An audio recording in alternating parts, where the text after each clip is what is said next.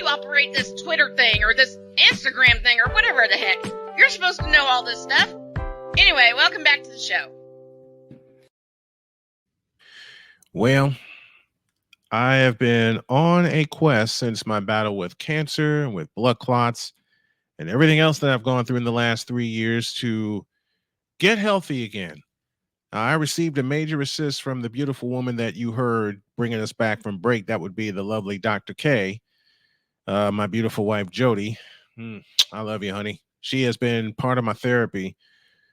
But it's time for me to get physical therapy, and not just from what I'm getting with strengthening my legs. You all know I've had a horrible habit with caffeine. You all know I've had a horrible habit with emotional eating and all of that. And I finally had to look at myself in the mirror and say, it's time to fix all of that. But you can't do it alone. That's been my problem. For the last 2.5 years, I tried to battle it alone. So who do I go to for advice besides Jody? I decided to dig back into my Cedar Point days, and I found a friend, or actually he found me, and he said, I'm there with you. Please help me welcome one of my dearest friends in life, Matt Bible. And he joins me right now. What up, Matt? Hey, what up, Snowman? How you doing? I'm good, man. How are you? Great. Finally stopped raining down here. If it'll cool off here, I'd be fine. Yeah, man, that humidity is crazy. We got the humidity still. Yeah, the humidity is absolutely crazy. Talk to me about Cast Fitness. What spurred you to get that started? All right, so Cast Fitness. So I helped start it 11 years ago. So I became a personal trainer 11 years ago. I partnered up with two of my friends, Ramon Thomas and Stack. So 3 of us, we sat down and I got my certification from NASM, and we're like, you know what, let's throw some money behind it. Let's start the business. So I had wanted to be a personal trainer actually for a long time, ever since I lost my weight about 19 years ago. Mm-hmm. But I was in college, so I kind of put that on the back burner. Yep. Then I screwed up, as I document quite often. I had a really bad back issue in 2011. It took me about a year to recover. But I learned so much about it, the low back and just the human body right after that. I wanted to do personal training. It was starting to get there. I was in hotel sales at that point.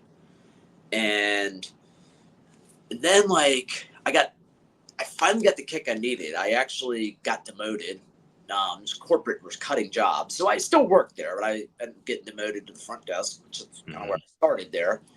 I was like, oh man, what do I do? I took a significant pay cut. So I took a second job at that point, and I was really frustrated. I went to the gym. I usually went to the gym in the morning to avoid the evening crowds, but I was so frustrated. I went back to the gym, do some cardio.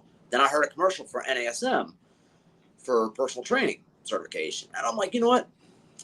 I'm going to do this. I'm not even going to think about it. I'm going to do it tonight as soon as I get out of the gym, because if I keep thinking about it, I'm going to talk myself out of it. So I pulled the trigger that night. I was like, I was in January 2013 when all that happened. So it took me about 6 months to get certification.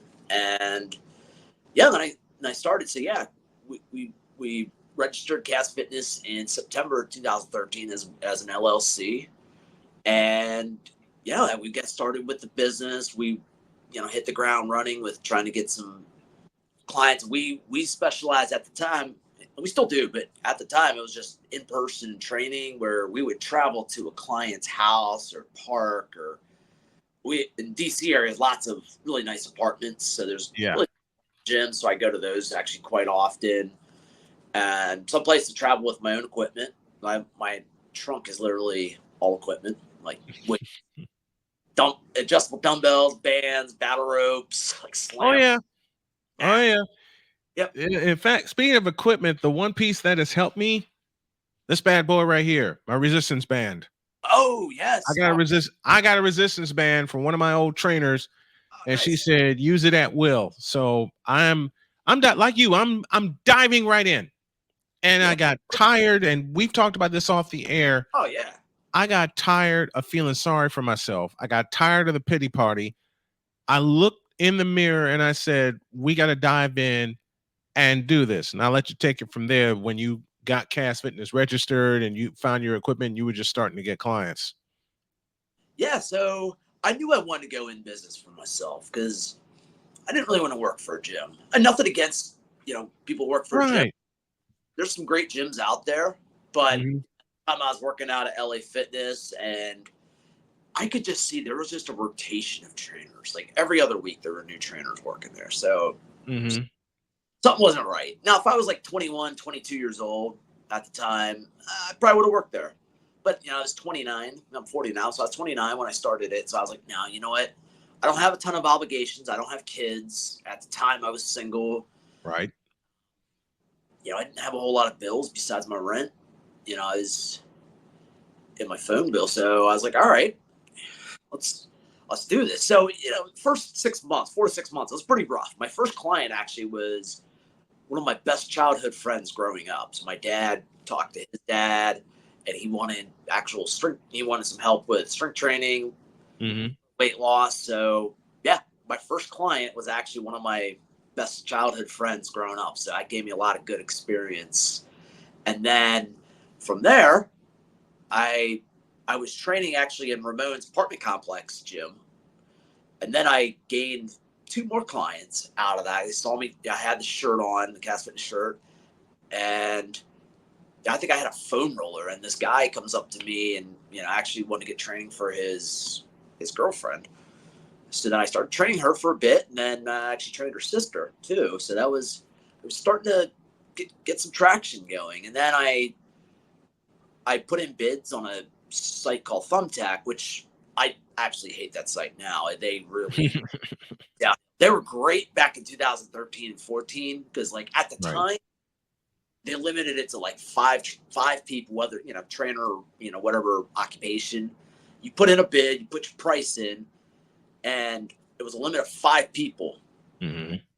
But now, and then they changed it.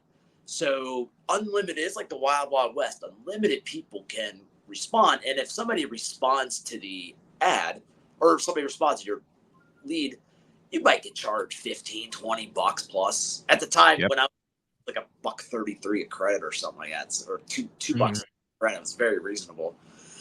And most people were just price shopping at that point. They weren't looking at quality of trainers. They were just like, all right, who's the cheapest? Yep. And out of 25 or 30 people, I knew, especially as I gained experience, I wasn't the cheapest in town. So Mm-hmm. I was giving away money at that point. So, but yeah, then, I started, I got some clients from that initially. Then I did join a couple websites that did funnel some leads. I kicked them back a little commission, and, totally okay with me because they did the work, they did the marketing. Right. And I would do demos in parks with my routines, and I would reach out, try not to like just generally cold DM people, but I would reach out on different social media outlets to people, and then I started, and I was picking up experience at that point. I think I'm a much better trainer than I was when I first started because I had to learn. I think the biggest thing I had to learn was these people aren't me. I was like, oh, I lost my weight pretty easily. Mm-hmm. And I learned actually about emotional eating a lot because I didn't know much about it. Well, I knew about it because when I got Mm-hmm. depressed or upset, I was the opposite. I most people, as you mentioned, most people do eat, eat a lot with it. I was the opposite. I had no appetite. Like I would lose weight, Mm. and I was upset or depressed. Well, actually, when I had my back injury, I got depressed, and there's times I literally a day or two I would go without eating. Just I didn't have an appetite, and I dropped some weight I didn't even knew I had. But I think I was probably losing muscle more so. Right. So I had to learn about that. I learned a lot. So then, as I got better, I started getting more referrals, and that was kind of the birth. And I left the hotel. after getting the first couple clients. So I still worked the other job. Right. It was a sales job at some upscale place for like back products, including beds. I mean, it doesn't exist anymore. But I was there till I was 6 months into after my first client. Then I was able to quit that job and went full time as a trainer. That was probably one of the most liberating things I've ever done. So yeah, it was a rocky beginning, but it's been pretty consistent. There's ebbs and flows. Like you have busy months, like first months of the year. Then you get like September to December is pretty busy. Summer's pretty quiet with a lot of people traveling. But yeah, then some of the people I've been with them for like 6 or 7 years. Pretty cool.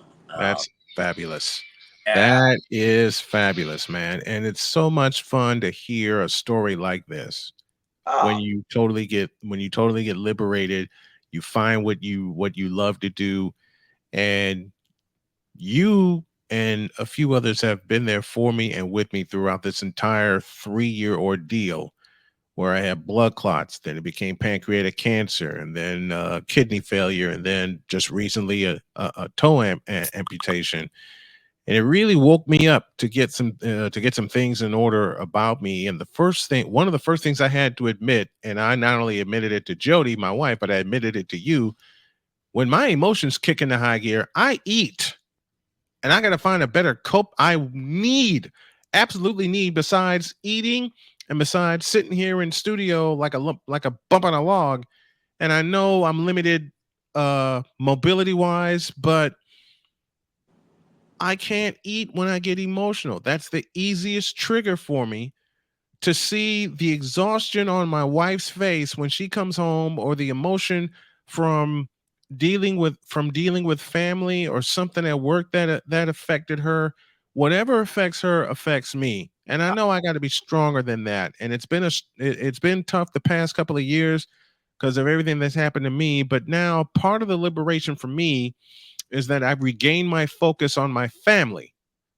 And with that came a couple of broadcast offers just this past week, and not worrying about my car anymore. Is it going to act up? Is it going to be straight? But because it's like, if 2 schools are willing to pay me $100 a game, I can pool all that together. Yeah. And get the repairs I need, or get the vehicle that I need. They're both interested, and they say let's figure it out. So we're figuring it out. But I gotta stop emotionally eating. How does a person like me combat that so it's not a big problem anymore? How can I combat that?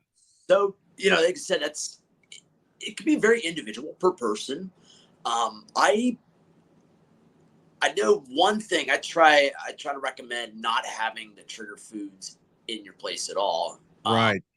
I know there's foods that I like that. I mean, I'll get on occasion, I'm not I'm not totally 100% like never eat something unhealthy, but if say like chips are a trigger, I usually recommend just not having them at all, because they'll probably I look at like I try to analyze the situation and just ask, like, all right, think of a deeper reason why. I post about this quite often, about the deeper reason why. It's like, okay, I got to lose weight, but why do you want to lose weight?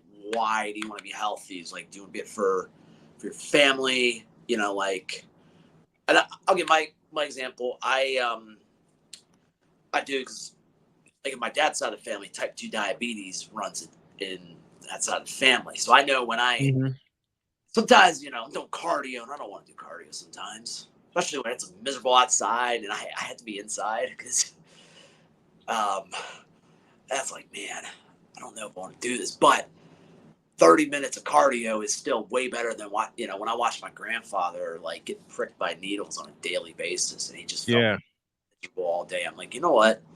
30 minutes ain't all that bad compared to that. So, and then with eating, I think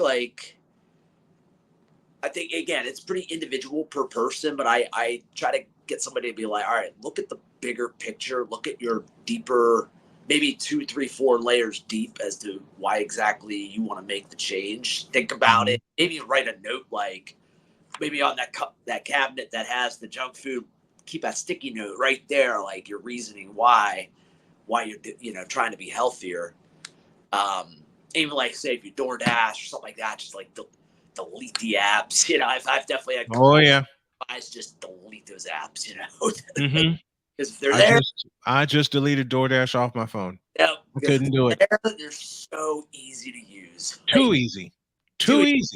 And it's crazy because you can literally get everything. It's like, and this is like just for the last several years, like especially when the pandemic hit, like literally back in the day, you had to drive, you had to go somewhere to get McDonald's, but now it's like, oh, I got McDonald's in 20, 30 minutes. I don't have to do anything. Yep. It's like, but the only stuff you could get delivered was like pizza or like Chinese food. Not very many options. Not many options at all, and I hate it. I hate it, man. I hate it. I had to delete DoorDash off my phone. Yeah, that's. I put it to use when I was in a wheelchair. Oh yeah. But now the wheelchair is going back. I don't care how limp-legged I look or how bent over I am. I plan to be walking straight by the end of the year, and I'm saying that out. I'm saying that out loud, and I mean it. That's a great goal. The knee scooter, not using that anymore. I'm gonna walk around my house. And the other thing I want to do, everybody, the people who know me, you especially, y'all heard me talk about this on Diary of a Mad Snowman. I have battled, and yes, I'm saying it in past tense, depression and anxiety. And the thing I figured out, one of the things that makes me so anxious are finances, because I'm not able to provide for my family. And it just flat plain pissed me off that my body betrayed me to the point where I can't where I can't provide for my family. I have cried, I have yelled, I have screamed, I have sworn about it. And I finally calmed down, especially with these offers I'm getting now for a part-time job here in the area, and plus the broadcasting jobs I'm getting. And I want to heal myself without the use of medicines as possible. Yes. Because what I found out that is the medicine cocktail that I take outside of the multivitamin has messed me up. Oh, the side effects are crazy on some of these drugs. Like they scare me, man. Like that's another. They scare me. They scare me. I mean, gabapentin, hydrocortisone, bupropion for anxiety and depression. Had a prescription for Xanax, never got it filled. Thank God I didn't. And I went, and I'm confessing this out loud, an entire week, saved my multivitamin and my blood thinner. And yeah, I may have felt like some days I've been run over by a truck, but I've been able to concentrate better. The only time I took pills this week was gabapentin last night because my legs were hurting. That's it. I don't want to depend on pills to feel better anymore. I don't want to depend on pills, for my anxiety. And the other thing that I found out with these pills that I'm taking, especially, and I want to concentrate on depression and anxiety because a lot of men go through it. Yeah. A lot of men go through it, but they are forced to keep it down. And what do the doctors do? And look, I shout out to my doctors and my care team, okay? But for the most part, what do? They shove a prescription in your hand and send you on your way. Exactly. Yeah. What needs to happen is for men to stand up and talk about it and get it off their chest. That's why my daughter Cheyenne gave me the best suggestion ever, and that's to use this. My microphone is my therapy. And it's the truth. Powerful tool. It's the truth, man. I don't want to use pills. I don't want to use pills anymore. I know it's going to be tougher on my wife because she's had depression and anxiety a lot longer than I, and I don't want to suggest. She wants to do holistic healing, but it's going to have to happen when we move, and that part I get. That part I get. Yeah. But man, I'm making myself an experiment on how to wean myself off of certain things, like caffeine, perhaps. And that's been a daily fight for me for 10 years, especially when I got introduced to coffee while, guess what? I was in hospital. Oof, interesting. Well, I know they serve it. It's been so crazy, and you gave me the best advices to wean myself off of caffeine, because Yeah, that's powerful. it is. Yeah. So I went through that. I think I was telling you a little bit about. So I got diagnosed 3 years ago with general anxiety. I Mhm. probably had it for a lot longer than 3 years, but just got exasperated by the pandemic and just the same old every single day. Mhm.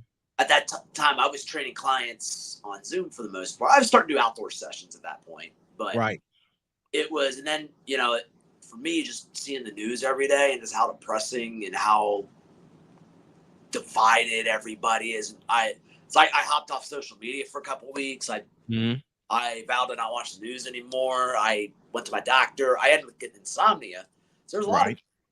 a lot of things. So like part of it was the excessive caffeine. I wasn't just drinking coffee. I mean, I was drinking 3 or 4 cups of coffee, but then I was knocking back 1 or 2 scoops of pre-workout a day on top of that, and a lot of that is 300 to 400 milligrams of caffeine. And then Yep. there's all over these products. Mhm. I was hooked, and my sleep was awful. I mean, I was getting 4 or 5 hours sleep a night. I was just running. My mind was a mile a minute. I Mhm. just a mile a minute until I went to sleep. But then it was like February 2021. There was 2 nights in a row I didn't sleep, but I still did everything. Still trained people. Still went to the gym. And then by day 3, I was supposed to drive just about 20 minutes to a session, and I couldn't drive. I felt like, yeah, I guess if somebody's drunk driving, that was like the equivalent. I'm like, crap. I talked to my doctor, and I got on Lexapro or Scalopram, the generic. Mhm. I was like, I ain't taking anything hardcore. And then we, just got recommended to a sleep doctor. So I went to sleep doctor, and at first, yeah, they wanted to recommend Xanax, and I'm like, I'm absolutely not taking that. I'm not doing anything hardcore. But then, so they're like, all right, well, we'll give you Doxepin, but it's not addictive. So I was like, okay, Right. which it did help. I mean, man, I slept like a baby for like like man a week solid, and then I finally was able to sleep. And then I took these breathing classes. There's a place around here. It's called like Body and Brain Yoga. So it's yoga, but it's not so much like the traditional sense. It's actually a Korean based yoga. Mhm. So more the emphasis is on breathing. There's some stretching and mindfulness in it. I mean, a lot of mindfulness, but some stretching. But it's mostly about breathing. So I actually learned how to breathe through my stomach, because Okay. you know we're we're born that way. But then we get stressed out, so we all start breathing through our neck, our chest, and that's why like our traps and chest. Part of the reason it gets so tight, Mhm. constantly activate what's called the sympathetic nervous system. So when you do belly breathing, especially deep breathing, like maybe like a 4 seconds in, 6 seconds out, for example, it's Mhm. activating what's called the parasympathetic nervous system. So it kind of just relaxes you. And then I got introduced to box breathing. I don't know if you ever heard of box breathing before. Not until now. Tell me about it. Box breathing, and the Navy SEALs actually use this. So I start slow, like maybe. So what you do is you breathe in, like you use your belly breathing, breathe in, hold it. Again, the traditional one's 4 seconds, and then Mhm. breathe in for 4 seconds. Then you hold your breath for 4 seconds, and you breathe out for 4 seconds, and then you hold that portion of it for 4 seconds. So it's 16 seconds total, and then you start. Okay. Now you can start. I started a little bit easier. I started with 3 seconds because I couldn't do the 4 seconds. Mhm. And I'd do it for a couple minutes at a time, and I'd go back to regular breathing. And what I found is it really helped my focus, and it was helping me out at night with sleeping, and like just getting in that habit. I'm long off Doxepin now, Yeah. because again, it was a non-addictive non-addictive thing. But and then I did have one bad experience with it. When we lost our dog 2 years ago, or Sydney. I took it because I knew I couldn't sleep. That was kind of a throwback, and I had a couple beers, not with it, but I thought I had them and got them out of my system. I was just really stressed out. Not to say, I don't really drink anymore, anyways, but like it messed me up the next day. Like, just I felt awful. But that was just one setback in it. But yeah, I'm off the doxepin. Yeah, I've been doing these belly breathing exercises for the last 3 years, and these classes I took private courses. I bought like 10 sessions at a time. I took private courses for a couple months, and man, it really, it was a game changer for me. I talk to people about breathing and how powerful it is. Like, my stress has been so much lower, and everybody has stress. Like, Right. Especially, I'm as I told you, I'm undertaking a brand new venture with training online, programs online. I just launched my program recently, and this is totally unknown. And I made some pretty big investments because I had no idea what I was doing. So I hired a fantastic coach, lady I've actually been, big time person in the industry. I've been researching her for a few years, and I finally went in. I was like, you know what? I'm gonna go in. I'm gonna feel like a college student again, but without, Yeah. It wasn't like a college student. I had a part-time hotel job. Now it's like, all right, at least I'm, I got my full-time in-person income. But it's like, man, at the end of the day, it's like, it's a little, there's a little struggle here and there, but I handle the stress a lot better now, and it ties over to better sleep, and then actually in your workouts helps your workouts out, and actually reducing stress helps you lose weight too.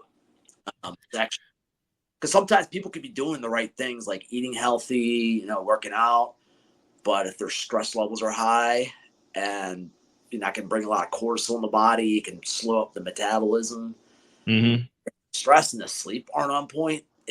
Especially the older we get, maybe somebody that's like 20 and, in college and stressing about an exam, they can probably get away with that. But and most of us do, but 40, 45, 50 years old, we can't do that. We got to get that's a big difference with and actually some of the people I train were people that, were athletes, and, they just, they strength trained. It's like they ate whatever they wanted. But then they had the body of their dreams, and then it's like they get in the real world, start working. Some of them have kids, and it's like, man, put on like 70 pounds. Yeah, because I put on 40 sitting in a wheelchair. Oh, imagine! I was ordered off my feet for a good 2.5 months. Oh my gosh! 2.5 months after I had my toe amputated in February, I could not drive. I could not. I couldn't. I was ordered not to walk around.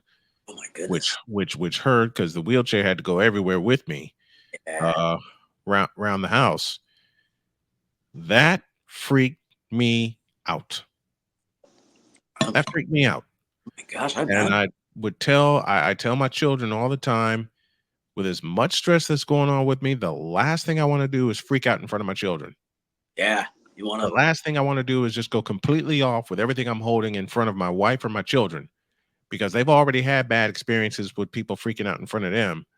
And as inadvertent as it may be, make them feel small. That's something Jody has talked about with me, and I with her all the time. Little things that can trigger bad emotions, even when we're joking around with each other. And I have to continually learn that about her with all the stuff that she's been through. But saying aloud to my children, the last thing I want to do is freak out in front of y'all, has helped me. Yeah. It's helped me stay calm for some crazy reason, which I cannot explain. It's helped me stay calm. That's great. I mean, yeah, because I know you want to stay strong in front of your children and Mhm. Cody. And yeah, I think yeah, like I said, everybody there's a little bit there's general advice, but then everybody has their own unique situation. So everybody Yeah. it's got to attack it a little bit. Everybody got to attack it a little bit differently. Mhm. Got to attack a little bit differently. And, This is only the first visit we're going to have with Matt Bible. I'd love to have you on if weekly isn't available, then biweekly or something. I got to have you on a lot that'd be and great. add this to the program to help people get healthy. Use myself as an experiment and have you and Jody as my accountability partners and just take this thing on and dive in. I'd love to have you back, man. Oh, I appreciate mean it. it. Oh, I'd love to do it. Before we go, you got something big coming up, doing something online. Tell the people about it. All right. So I had just launched a 12-week weight loss program. So what that is it's accountability, it's mindset coaching, it's nutrition, and full exercise program, full customized exercise program. So it's like having me coaching you right there, but I can coach you from anywhere. So none of it's cookie cutter. So Right? everything, we do, we do assessments, we do intake, everything we get your weigh in, we get your measurements. So we get we get like the macros, which is like, fats, proteins, Yep. carbs. We get a calculator for that. We get kind of a calorie estimate for what you got to do. Now, if calorie count isn't your thing, and it's not everybody's thing, there's a pretty cool guide that I go by of using your hands as like Mhm. controlling your portions. So I also do that, and sometimes a combination of both. So, so this 12-week program, I'm with you every step of the way. We do weekly check-ins. You got 24/7 messaging access to me, and we'll do a monthly call. And with this program, you follow the steps right, you can lose 20 plus pounds within 3 months. But my key thing is it's sustainable. I'm not all about 30 pounds in 30 days because Right. people do that. What happens 99 out of 100 times? People gain that weight right back because Mhm. they're doing these crash diets where they're killing their metabolism, losing Yeah. water weight, Yep. and they start binge eating because it's like you're eating 1,000 calories a day, you're eliminating total all sorts of food groups. So it's Guilty as charged, man. Been there. Guilty as charged. I've been there too. I did I didn't lose the weight. I just never I was gaining and gaining and gaining, and I didn't see any result. I wasn't losing, but I it was back when the low fat was still a thing. Like everything Yeah. fat free. But I had no idea how many like simple carbs I was eating, and it's back when cereal was still a healthy part of a balanced breakfast, as they say. Right. And whoever told that lie. One of the worst. Man, looking back, I was like, man, breakfast was like cereal, Mhm. orange juice, OJ. Yep. coffee with all kinds of cream and sugar. Like, Yep. oh, that's crazy. Or you'd have bagels and donuts as like carb. And I'm not anti-carb by any means. I'm a pretty active guy. With I do some crazy workouts, and not to scare you. I'm not gonna be programming crazy stuff for everybody, but Right. I do some crazy stuff for myself. So I need some carbs. Mhm. Mhm.